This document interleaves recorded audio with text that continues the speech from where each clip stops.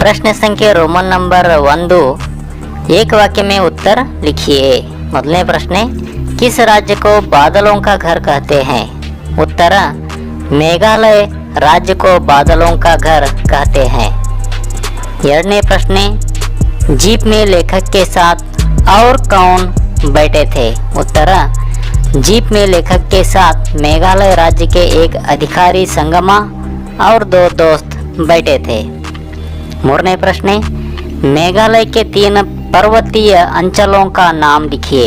उत्तर, खासी, गारो और जयंतिया ये 3 मेघालय के पर्वतीय अंचल हैं।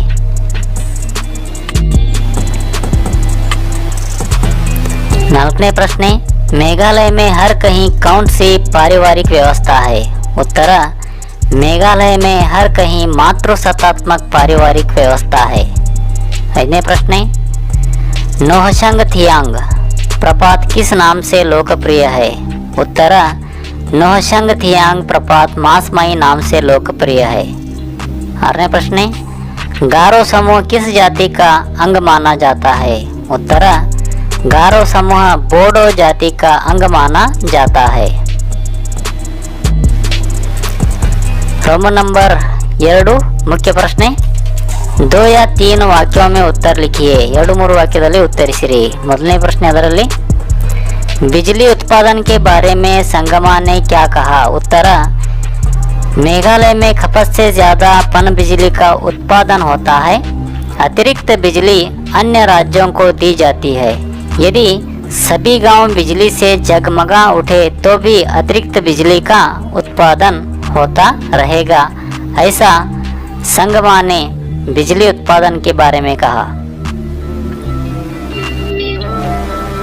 2 प्रश्न, माइती बाजार के बारे में 3 वाक्य लिखिए। उत्तर, मणिपुर की राजधानी इंफाल में माइती बाजार देखने को मिलता है। माइती बाजार को माँ का बाजार भी कहते हैं। यहाँ वर्ग भेद देखने को नहीं मिलता, यानी इस बाजार में अमीर और गरीब घरों की स्त्रियाँ सामान की बिक्री करती नजर आती हैं। प्रश्न 3, चेरापूंजी की विशेषता क्या है? उत्तर, समुद्र की सतह से 1300 मीटर ऊपर यह स्थान है। विश्व में सबसे अधिक वर्षा के लिए चेरापूंजी प्रसिद्ध है। यहाँ वर्षा, धूप और कोहरे की लुका छिपी का खेल हमेशा चलता रहता है। प्रश्न 4, मासमाई गांव की गुफाएं कैसी हैं? उत्तर, मासमाई गांव की गुफाएं इतनी अंधेरी हैं कि मशाल या टार्च जलाए बिना उनमें प्रवेश नहीं किया जा सकता। अगल बगल और ऊपर नीचे पत्थर, सदियों से ये गुफाएं इसी तरह हैं और बहुत दूर तक चली गई हैं। प्रश्न संख्या रोमन नंबर 3, द्वित्व शब्दों को पाठ से चुनकर लिखिए। द्वित्व शब्द अंತಾನೆ ಜೋಡಿ ಪದಗಳು। ಉದಾಹರಣೆಗಾಗಿ ಉಮಡತೆ, घुमड़ते, ಹಾಗೇನೆ ऊंचा नीचा, रीति रिवाज, कल कल छल छल, अगल बगल, ऊपर नीचे। ಪ್ರಶ್ನೆ ಸಂಖ್ಯೆ ರೋಮನ್ ನಂಬರ್ 4, रिक्त स्थान की पूर्ति कीजिए, ಬಿಟ್ಟ ಸ್ಥಳವನ್ನು ತುಂಬಿರಿ। ಇಲ್ಲಿ ಅಂಡರ್ಲೈನ್ ಮಾಡಿರುವಂಥ ಶಬ್ದವು ಉತ್ತರವಾಗಿದೆ। मेघालय की राजधानी शिलांग है। चेरापूंजी शिलांग से 53 किलोमीटर की दूरी पर है। मेघालय में हर कहीं पारिवारिक व्यवस्था मातृसत्तात्मक है। चेरापूंजी समुद्र की सतह से कोई 1300 मीटर ऊपर है। खासियों को समाज में सम्मान की दृष्टि से देखा जाता है। ಈ ಅಂಡರ್ಲೈನ್ ಮಾಡಿರ್ತಕ್ಕಂತಹ ಶಬ್ದಗಳು ಉತ್ತರವಾಗಿವೆ। ಪ್ರಶ್ನೆ ಸಂಖ್ಯೆ ರೋಮನ್ ನಂಬರ್ 5, ಜೋಡ್ಕರ್ ಲಿಖಿಯೇ ಅಂತಂದರೆ ಹೊಂದಿಸಿ ಬರೆಯಿರಿ। ಇಲ್ಲಿ ನೇರವಾಗಿ ಉತ್ತರಗಳನ್ನು ನಾನು ಇಲ್ಲಿ ನೀಡಿದ್ದೇನೆ। चेरापूंजी की सड़कें कोहरे से घिरी हुई हैं। तमाम दुकानों पर स्त्रियां सौदा बेचती हैं। चेरापूंजी में साल भर वर्षा होती रहती है। नोंग क्रेम खासी लोगों का प्रमुख नृत्य है। बेहडेन खलाम जयंतिया पहाड़ियों का उत्सव है। प्रश्न संख्ये रोमन नंबर 6 बे उपसर्ग जोड़कर विलोम शब्द बनाइए। बे ಉಪಸರ್ಗವನ್ನು ನಾವು ಜೋಡಿಸಿ ವಿಲೋಮ ಶಬ್ದಗಳನ್ನು ಬರೆಯಬೇಕು। ಇಲ್ಲಿ ಉದಾಹರಣೆಯನ್ನು ನೀಡಿದ್ದಾರೆ, ಹಿಚಕ್ ಬೇ ಹಿಚಕ್, ಹಾಗೇನೆ ರೋಕ್ ಟೋಕ್ ಬೇ ರೋಕ್ ಟೋಕ್, ಇಜ್ಜತ್ ಬೇ ಇಜ್ಜತ್, रहम बेरहम, ईमान बेईमान, कसूर बेकसूर, वफा बेवफा, शक बेशक, ताज बेताज, सहारा बेसहारा, काबू बेकाबू।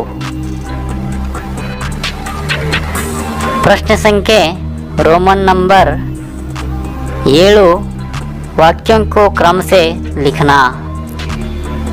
ಪ್ರವಾಸಕ್ಕೆ ಅಥವಾ ಟ್ರಿಪ್ಪಿಗೆ ಹೋದಾಗ ನಾವು ಏನನ್ನು ಮಾಡಬೇಕು ಮೊದಲು ಅನ್ನೋದನ್ನು ಕ್ರಮವಾಗಿ ಇಲ್ಲಿ ಬರೆಯಬೇಕು।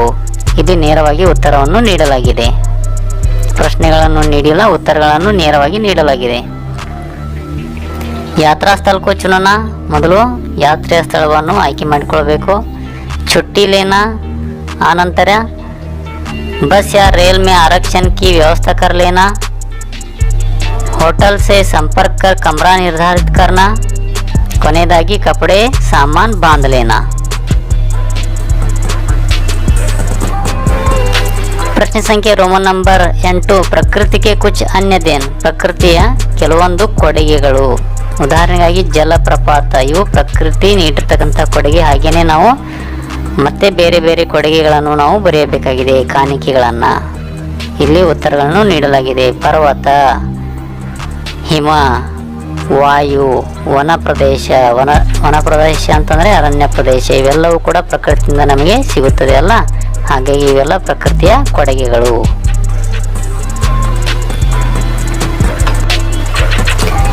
प्रश्न संख्या रोमन नंबर 9 संकेत बिंदुओं के आधार पर यात्रा का वर्णन कीजिए। ಇಲ್ಲಿ ನೀಡಿರುವಂಥ ಪ್ರಶ್ನೆಗಳಿಗೆ ನಾವು ಉತ್ತರಿಸಬೇಕಾಗಿದೆ। ನಾವು ಹೋಗಿರ್ತಕ್ಕಂಥ ಪ್ರವಾಸ ಸ್ಥಳಗಳ ಮೇಲೆ ಅಥವಾ ಆ ಸ್ಥಳಗಳ ಆಧಾರದ ಮೇಲೆ ನಾವು ಉತ್ತರವನ್ನು ಇಲ್ಲಿ ನೀಡಬೇಕು। ನಾನಿಲ್ಲಿ ಒಂದು ಎಕ್ಸಾಂಪಲನ್ನು ನೀಡಿದ್ದೇನೆ ಮೇಘಾಲಯದ ಬಗ್ಗೆ ಈ ಪಾಠದ ಅನುಗುಣವಾಗಿ। ಕहाँ गए थे, ಎಲ್ಲಿ ಹೋಗಿದ್ದೀರಿ? ಉತ್ತರ ಮೇಘಾಲಯ। किसके साथ गए थे? उत्तर माता पिता के साथ। कब गए थे? उत्तर अप्रैल मई माह में। कैसे गए थे? बस से। उस स्थान में क्या क्या देखा? उत्तर प्राकृतिक शिवलिंग और गुफाएं। प्राकृतिक शिवलिंग और गुफाएं। कोई विशेष अनुभव? उत्तर वहाँ का नृत्य और उत्सव।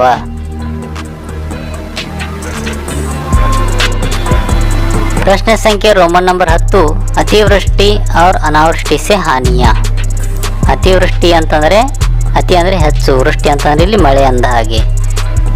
ಹೆಚ್ಚು ಮಳೆ ಆಗಿರೋದ್ರಿಂದ ಮತ್ತು ಮಳೆ ಆಗದೇ ಇರೋದ್ರಿಂದ ಆಗುವ ಹಾನಿಗಳನ್ನು ನಾವಿಲ್ಲಿ ಬರೆಯಬೇಕು। ಅತಿವೃಷ್ಟಿ ಅತಿ ಅಂದರೆ ಹೆಚ್ಚು ಮಳೆ ಆಗುವುದರಿಂದ ಏನೇನಾಗುತ್ತದೆ, ಹಾನಿಗಳು ಏನೇನು ಆಗುತ್ತವೆ ಅಂತಂದರೆ घर डूब जाते हैं, ಮನೆಗಳು ಮುಳುಗಿ ಹೋಗುತ್ತವೆ। लोग पानी में बहकर मरते हैं, ಜನರು ನೀರಿನಲ್ಲಿ ಮುಳುಗಿ ಸಾಯುತ್ತಾರೆ। खेत ज़्यादा पानी से खराब होते हैं, ಹೊಲಗದ್ದೆಗಳು ಹೆಚ್ಚು ನೀರಿನಿಂದ ಅವು ಕೆಟ್ಟು ಹೋಗುತ್ತವೆ। ಅನಾವೃಷ್ಟಿ ಮಳೆ ಆಗದೇ ಇದ್ದಾಗ ಏನೇನು ಹಾನಿಗಳಾಗುತ್ತವೆ ಅಂತಂದರೆ ಫಸಲ್ ನಹಿ ಉಗತಿ, ಬೆಳೆಯು ಬೆಳೆಯುವುದಿಲ್ಲ। पशु पक्षी मर जाते हैं, पशु पक्षिಗಳು ಸಾಯುತ್ತವೆ। ಅನಾಜ್ ನಹಿ ಮಿಲ್ತಾ, ನಮಗೆ ಅನಾಜ್ ಅಂದರೆ ಧಾನ್ಯಗಳು, ಆಹಾರ ನಮಗೆ ಸಿಗುವುದಿಲ್ಲ।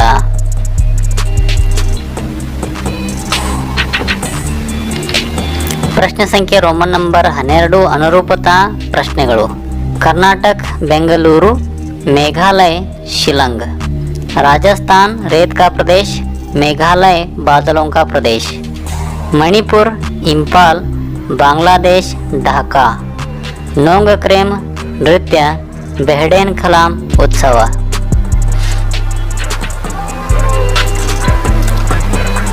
भाषा ज्ञान ಅದರಲ್ಲಿ ಮೊದಲನೇ ಪ್ರಶ್ನೆ, संधि विच्छेद कीजिए और संधि का नाम लिखिए। ಇಲ್ಲಿ ಸಂಧಿ ಶಬ್ದವನ್ನು ಬಿಡಿಸಿ ಸಂಧಿ ಹೆಸರನ್ನು ನಾವಿಲ್ಲಿ ಬರೆಯಬೇಕು. ದೇಹಾಂತ, ದೇಹ ಪ್ಲಸ್ ಅಂತ, ದೇಹಾಂತ ದೀರ್ಘ ಸಂಧಿ. ಸ್ವೇಚ್ಛ, ಸು ಪ್ಲಸ್ ಇಚ್ಛಾ, ಸ್ವೇಚ್ಛ ಗುಣಸಂಧಿ. ಅತ್ಯಧಿಕ, ಅತಿ ಅಧಿಕ, ಅತ್ಯಧಿಕ ಯನಸಂಧಿ. ಮಹೋನ್ನತ, ಮಹಾ ಪ್ಲಸ್ ಉನ್ನತ, ಮಹೋನ್ನತ ಗುಣಸಂಧಿ. ಅತ್ಯಧಿಕ ಯನಸಂಧಿ, ಮಹೋನ್ನತ ಗುಣಸಂಧಿ. ವೀರಾಂಗನಾ, ವೀರ ಪ್ಲಸ್ ಅಂಗನ, ವೀರಾಂಗನ ದೀರ್ಘ ಸಂಧಿ. ನಾಯಿಕಾ, ನೈ ಪ್ಲಸ್ ಇಕ, ನಾಯಿಕಾ ಅಯಾದಿ ಸಂಧಿ.